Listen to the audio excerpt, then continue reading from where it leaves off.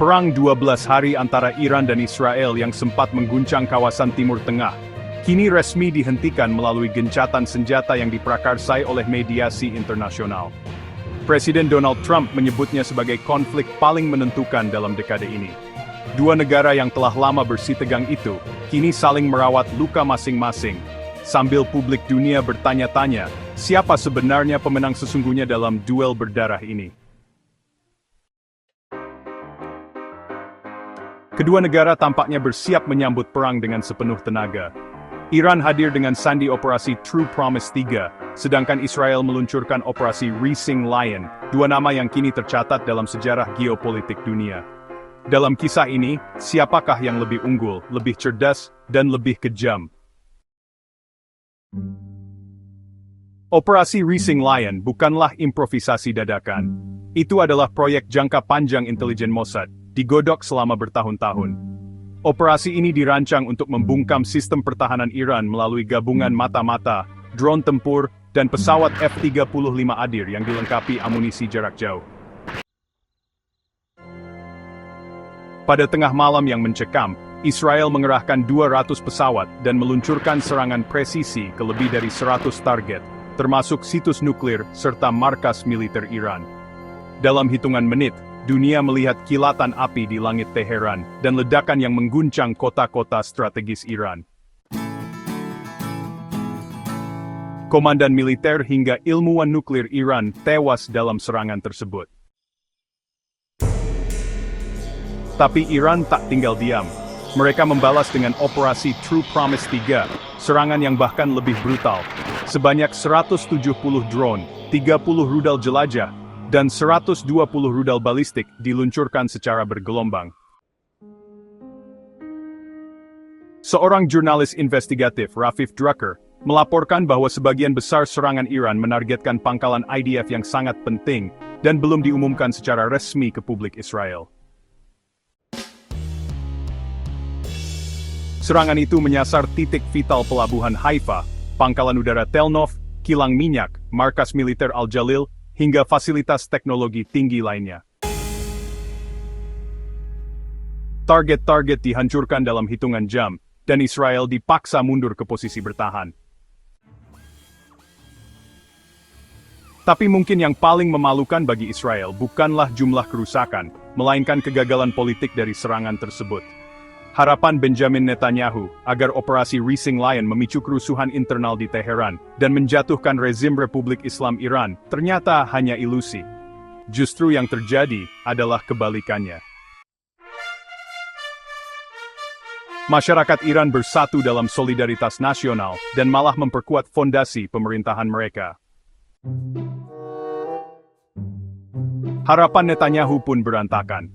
Ia membayangkan perubahan rezim di Iran akan datang dari dalam. Namun realitas di lapangan berbicara sebaliknya.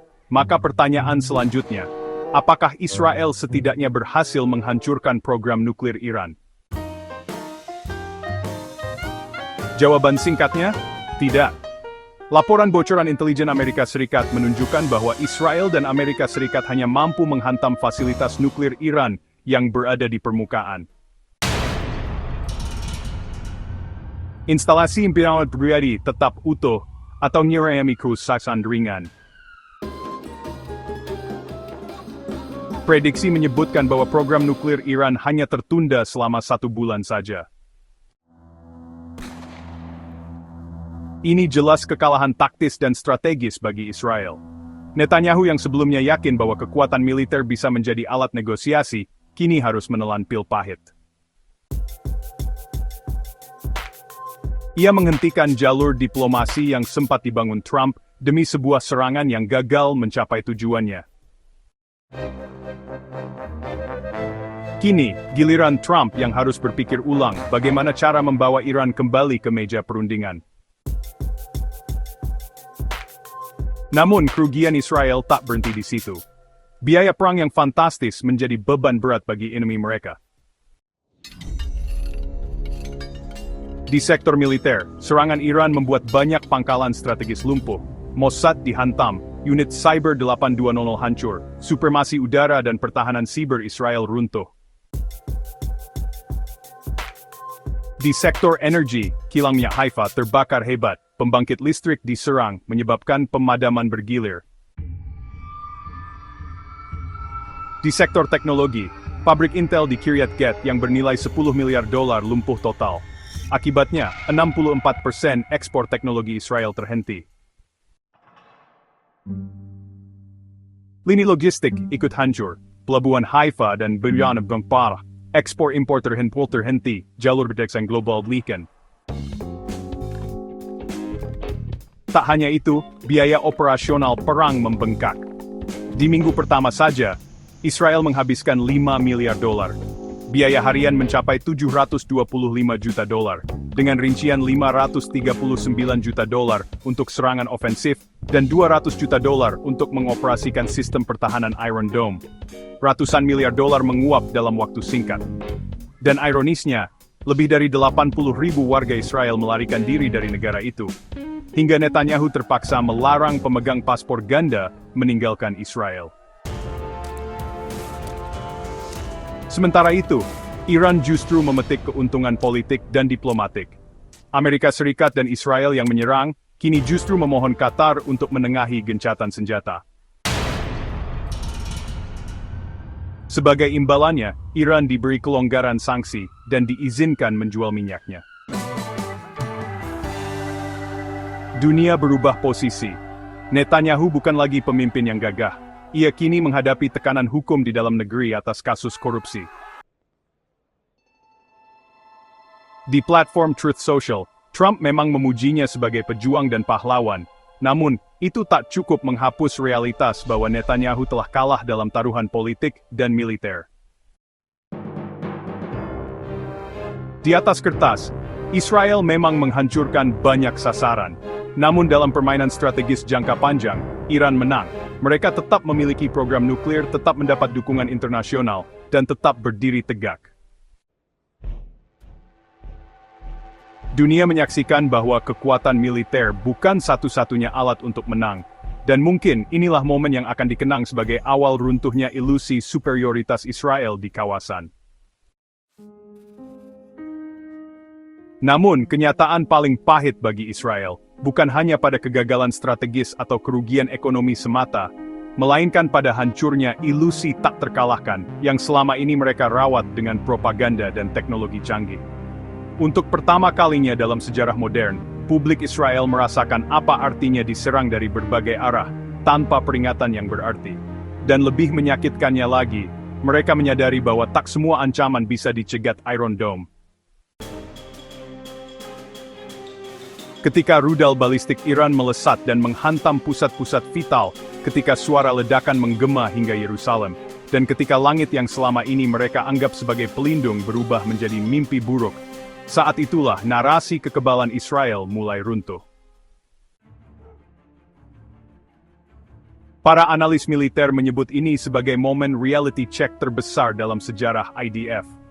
Rakyat yang dulunya percaya penuh pada narasi kekuatan absolut, kini harus berhadapan dengan kenyataan bahwa Israel ternyata bisa dilumpuhkan dalam hitungan hari oleh satu negara yang selama ini mereka anggap lebih lemah. Sebuah pesan dikirim oleh serangan Iran, bahwa siapapun yang menyerang Teheran, harus bersiap menerima balasan yang bukan hanya menyakitkan, tapi juga meruntuhkan kepercayaan diri sebuah negara. Dan jika itu belum cukup menohok, maka perlu dicatat pula bahwa setelah perang berakhir, terjadi lonjakan permintaan senjata pertahanan dari negara-negara Arab ke Teheran. Dalam waktu singkat, Iran bukan hanya dianggap bertahan, tetapi tampil sebagai simbol perlawanan yang efektif melawan dominasi Barat di kawasan. Di beberapa negara Teluk, bahkan muncul spanduk-spanduk bertuliskan kemenangan 12 hari yang menghormati keberanian Iran menghadapi tekanan Israel dan Amerika Serikat. Di sisi lain, kekalahan Israel menciptakan celah diplomatik yang mulai dimanfaatkan lawan-lawannya. Beberapa negara di Afrika dan Asia Tengah yang sebelumnya menjaga jarak kini membuka pembicaraan baru dengan Teheran, termasuk kesepakatan ekonomi dan pertahanan. Reputasi diplomatik Israel sebagai kekuatan militer paling efektif di kawasan kini tengah diuji, dan sayangnya, hasilnya tidak memuaskan. Para investor asing mulai menarik diri dari proyek-proyek teknologi strategis Israel. Ketakutan bahwa konflik dapat meledak kembali sewaktu-waktu membuat ketidakpastian meningkat tajam. Nilai tukar shekel jatuh, pasar saham Tel Aviv anjlok, dan kepercayaan global terhadap stabilitas Israel mengalami kemerosotan paling tajam dalam 2 dekade terakhir. Namun semua itu belum cukup menggambarkan bagaimana dampak perang ini benar-benar mengguncang identitas nasional Israel. Untuk pertama kalinya, opini publik dalam negeri terpecah tajam antara mereka yang menyalahkan militer karena gagal mempertahankan martabat nasional, dan mereka yang menyalahkan Netanyahu karena membawa Israel pada perang yang sia-sia. Demonstrasi demi demonstrasi muncul, tidak hanya menuntut pengunduran dirinya, tapi juga meminta pertanggungjawaban atas kebijakan luar negeri yang dinilai arogan dan nekat. Bahkan dalam jajak pendapat terakhir yang dilakukan oleh lembaga riset domestik, tingkat kepercayaan publik terhadap pemerintah menurun drastis hingga titik terendah dalam 2 dekade. Ini bukan sekadar krisis kepercayaan, ini adalah kehancuran legitimasi. Dan di tengah semua itu, Iran tetap berdiri, bahkan dengan nada tenang menyampaikan pesan perdamaian ke dunia, sambil terus mengembangkan program nuklirnya. Ironisnya, setiap langkah Israel untuk mengekang Iran justru membuat negara itu semakin mendapat simpati global. Mereka tidak lagi dipandang sebagai ancaman, tapi sebagai korban provokasi yang berhasil bertahan dengan kepala tegak. Momen ini menjadi titik balik geopolitik kawasan. Dunia Islam yang selama ini tercerai-berai menemukan narasi bersama dalam keteguhan Iran menghadapi gempuran. Bahkan negara-negara yang sebelumnya diam kini mulai bersuara, mengkritik standar ganda Barat, dan menuntut keadilan dalam tatanan global yang selama ini timpang. Sementara Netanyahu, yang semula yakin bisa mengukir namanya dalam sejarah sebagai pemimpin pemberani, justru tenggelam dalam pusaran krisis politik, kecaman publik, dan skandal korupsi yang menyeretnya ke ambang kehancuran karier. Dan sejarah akan mencatatnya bukan sebagai pahlawan, tapi sebagai pemimpin yang mempertaruhkan segalanya dalam perang 12 hari, dan kalah telak. Dalam peta dunia yang terus berubah, satu hal menjadi jelas.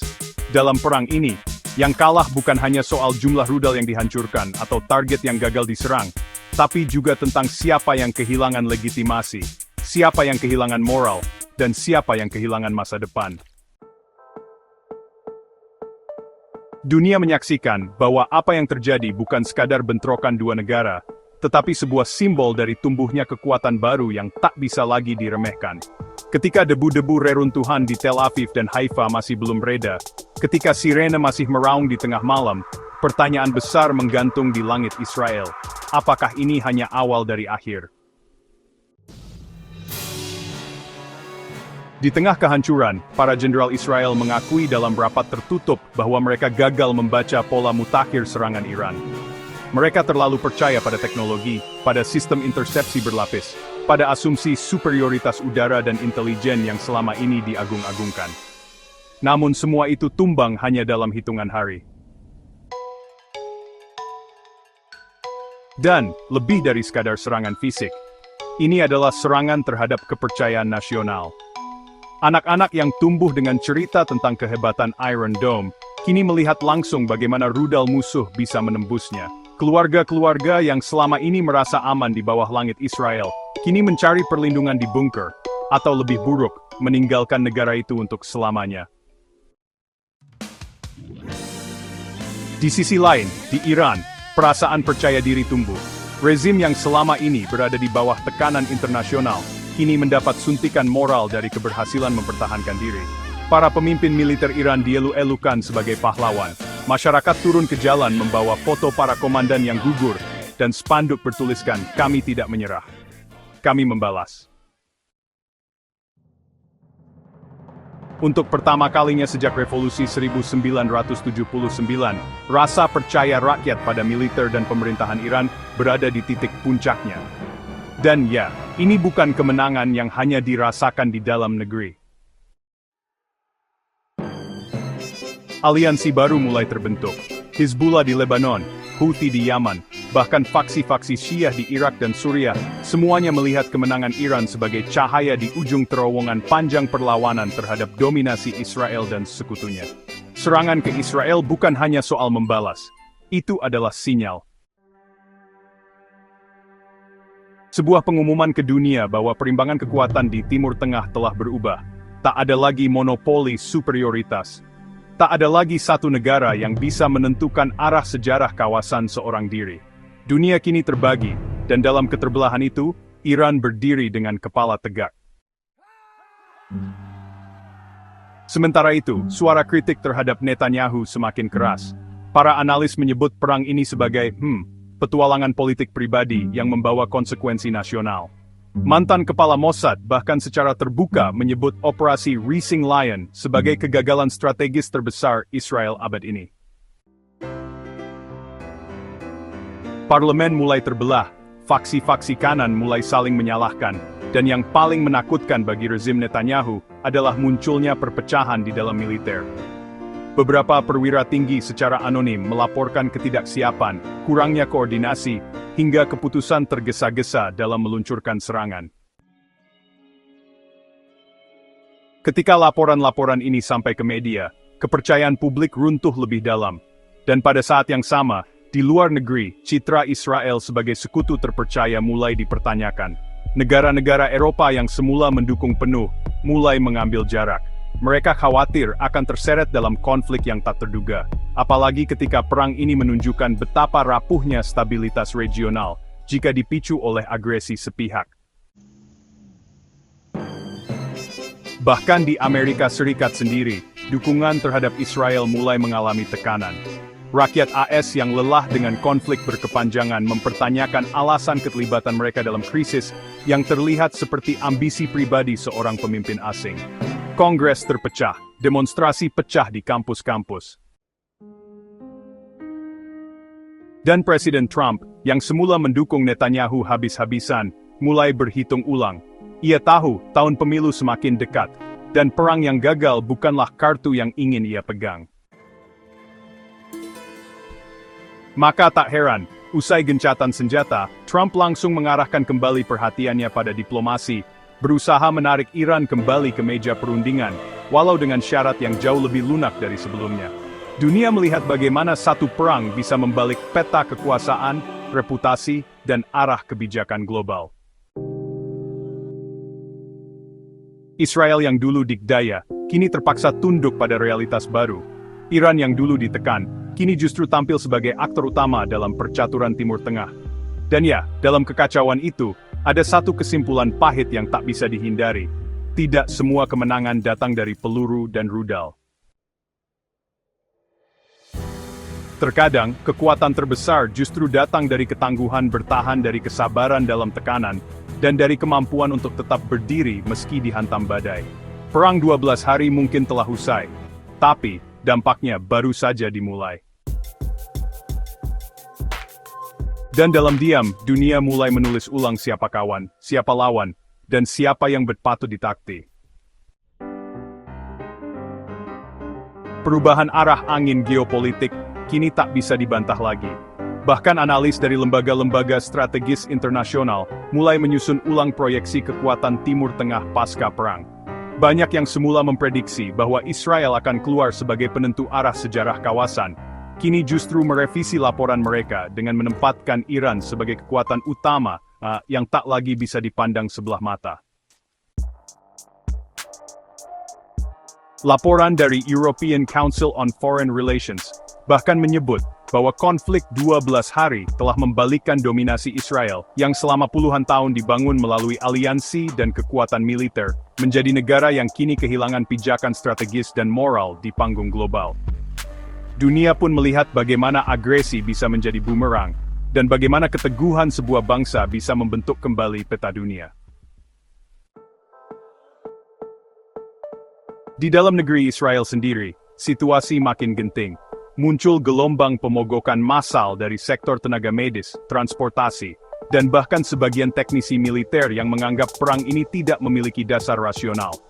Rumah sakit di pusat-pusat kota kewalahan, bukan hanya karena korban luka, tetapi karena anggaran mereka dipangkas demi mendanai perang.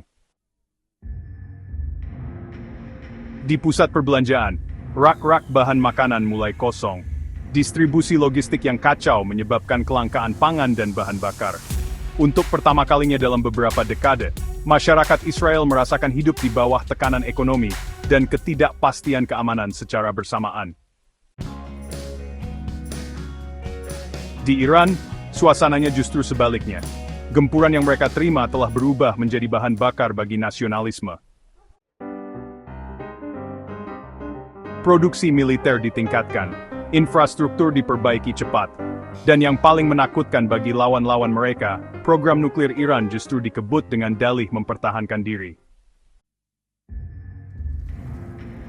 Sumber intelijen barat melaporkan peningkatan signifikan aktivitas di situs-situs pengayaan uranium. Iran tidak hanya selamat dari serangan, mereka juga menggunakan pengalaman itu untuk membangun sistem pertahanan yang lebih kuat, lebih dalam, dan lebih tersembunyi dari sebelumnya. Dunia kini menyaksikan kembalinya era blok baru, di mana Iran, Rusia, dan Tiongkok perlahan menyatukan langkah untuk mengimbangi pengaruh Barat dan NATO. Peperangan singkat namun brutal ini menjadi bahan bakar retorika mereka bahwa dunia tak boleh lagi dikendalikan oleh satu kutub kekuasaan. Di PBB, suara kecaman terhadap Israel meningkat tajam. Beberapa negara mulai mengajukan resolusi yang menuntut investigasi atas dugaan pelanggaran hak asasi manusia dalam serangan udara Israel terhadap wilayah sipil Iran. Meskipun veto dari sekutu tradisionalnya selalu hadir, tekanan global tidak bisa lagi diabaikan. Sementara Netanyahu semakin terdesak. Ia tidak hanya berurusan dengan kegagalan perang dan tekanan internasional, tapi juga berhadapan langsung dengan aparat hukum yang mulai bergerak cepat. Jaksa penuntut negara menolak menunda persidangan korupsinya meskipun ada alasan, keadaan darurat nasional. Masyarakat mencium bau busuk manipulasi dan mulai mendesak agar pemerintahan transisi segera dibentuk. Beberapa partai oposisi bahkan menggagas mosi tidak percaya untuk menggulingkan pemerintahan yang dianggap telah membawa Israel ke dalam kehancuran yang tak perlu. Dalam narasi rakyat Israel yang kecewa, satu kalimat sering terdengar. Kami tak kalah oleh musuh, kami dikalahkan oleh pemimpin kami sendiri. Dan, ya, mungkin kalimat itu akan terukir dalam sejarah modern Israel, sebagai peringatan kelam bahwa kebijakan militer tanpa akal sehat adalah jalan menuju kehancuran nasional. Dunia kini memasuki babak baru. Negara-negara yang selama ini berdiri dalam bayang-bayang diam-diam mulai mengambil posisi. Mereka melihat celah, membaca peluang, dan bersiap menyusun kekuatan. Perang 12 hari ini bukan hanya sebuah konflik singkat antara dua musuh bebuyutan. Ini adalah ujian kekuatan, strategi, dan daya tahan. Dan dari semua itu, satu kenyataan paling pahit muncul ke permukaan dalam permainan kekuasaan. Mereka yang terlalu percaya diri seringkali tumbang oleh lawan yang tak pernah kehilangan kesabaran. Dalam diam, Iran menepi babak selanjutnya. Sementara Israel dipaksa menang Al-Aqsa, dunia belum selesai berbicara. Dan sejarah belum selesai menulis siapa yang akan menjadi legenda, dan siapa yang akan dilupakan sebagai penguasa yang gagal membaca zaman. Perang 12 hari telah usai, tetapi dunia tidak akan pernah kembali seperti semula. Apa yang semula hanya dianggap sebagai babak kecil dalam konflik panjang Timur Tengah, kini berubah menjadi titik balik sejarah global. Di satu sisi, Israel yang dulu angkuh dengan kekuatan teknologinya, kini terduduk dalam keheningan, memandangi reruntuhan mimpi dan reputasi yang telah ia bangun selama puluhan tahun. Di sisi lain, Iran berdiri tegak, bukan sebagai korban, tapi sebagai simbol kekuatan baru yang tak bisa lagi ditekan atau diabaikan. Kemenangan mereka bukan semata diukur dari jumlah rudal yang diluncurkan, tetapi dari pesan kuat yang berhasil mereka tanamkan ke seluruh dunia, bahwa mereka ada, mereka bertahan, dan mereka siap membalas setiap ancaman dengan harga berapapun.